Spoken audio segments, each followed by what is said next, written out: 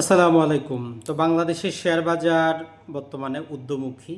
Share বাজারে কিছু নিয়ম কানুন পরিবর্তন হচ্ছে, সবাই আগ্রহী। ইন্টারডে ট্রেডিংটা হবে, মানে আজকে কিনে আপনি আজকেই বিক্রি করতে পারবেন। প্রাথমিকভাবে যে DS30 যে ব্লু চিপ কোম্পানি আছে 30টা, এগুলোর মাধ্যমে চালু করা হবে। এটা ছাড়া নতুন নতুন আইপিও আসবে। তো এখন কথাটা হচ্ছে যে যারাই বিনিয়োগ করতেছেন অথবা করবেন, আসলে আমাদের কি করা উচিত? আমরা কি আরও অপেক্ষা করব আইপিওর জন্য, না এই বিদ্যমান শেয়ারগুলোতে বিনিয়োগ করব? তো শেয়ার বাজারে যারাই বিনিয়োগ করতে চান, এদের প্রাথমিক কিছু সতর্কতা অবশ্যই অবলম্বন আপনাকে করতে হবে, যেটা আমরা প্রতিটা ভিডিওতেই বলি। প্রথমত, আপনার মানসিক প্রস্তুতি থাকতে হবে। দ্বিতীয়ত হচ্ছে আপনার অবশ্যই পর্যাপ্ত জ্ঞান লাগবে যে একটা শেয়ার বাজার কীভাবে কাজ করে, কী তার রুলসগুলো আছে। তৃতীয়ত হচ্ছে আপনার বিনিয়োগ করার মতো টাকা যাতে থাকে। আপনার অবশ্যই ফ্যামিলির খরচ, প্রাত্যহিক খরচ, ইমার্জেন্সি ফান্ড এগুলো থাকার পরে অতিরিক্ত টাকা থাকলেই শেয়ার বাজারে আসবেন, না হলে আসার দরকার নেই। এখন আসি আইপিওর জন্য অপেক্ষা করবেন না বিদ্যমান শেয়ারগুলোতে বিনিয়োগ করবেন। কথাটা হচ্ছে বিদ্যমান যে কিছু ব্যাংক এবং ব্লু চিপ কোম্পানি আছে, এগুলো ভালো করে যাচাই বাছাই করে এগুলোতেও আপনি বিনিয়োগ করতে পারেন। যখন আইপিও আসবে, নর্মালি অনেক দিন পরে যেহেতু আইপিও আসবে, তো আইপিওতে ধরেন যে যেটা 10 টাকার শেয়ার, সেটা আপনি আইপিওতে অ্যাপ্লাই করলেও তো আর বেশি সংখ্যক পাবেন না। প্রাথমিকভাবে সেটার কিছু দাম থাকবে, কোম্পানিটা ভালো হোক আর মন্দ হোক, যেহেতু 2-2.5 বছর পর আইপিও আসবে। তো আইপিও চিন্তা আপনি বাদ দিয়ে বর্তমানে যা আছে আপনি সেটার উপর নির্ভর করে, সেটার উপর যাচাই বাছাই করে বিনিয়োগটা করতে পারেন।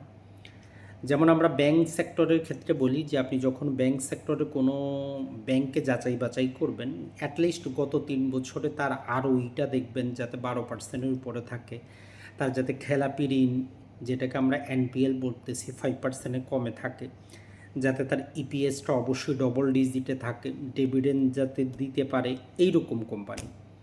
ব্যাংক সেক্টরের বাইরে অন্য যে কোম্পানিগুলো আছে ওগুলো তো আমরা বলি যে তার ROE অবশ্যই 15% গড়ে দেখবেন 3 বছরের, এবং তার ROCটাও যাতে 15%-এর উপরে থাকে, তার ডেট টু ইকুইটি রেশিও যাতে 1-এর কম থাকে, নিয়মিত যাতে ডিভিডেন্ড দেয়, তার যাতে রেভিনিউ বৃদ্ধি পায়, ইপিএস বৃদ্ধি পায়, এই সাধারণ জিনিসগুলা যাচাই বাছাই করে যদি আপনি বাংলাদেশের শেয়ার বাজারে কোম্পানি বাছাই করেন, 10 থেকে 15টার মতো কোম্পানি পাবেন ব্যাংকগুলো বাদ দিলে।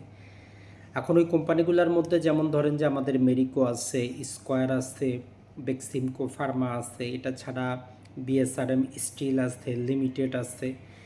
এই রকম কিছু ব্লু চিপ কোম্পানিতে আপনি বিনিয়োগ করতে পারেন। আর যখন আইপিও আসবে তখন আইপিওটা আপনার দেখা যাবে।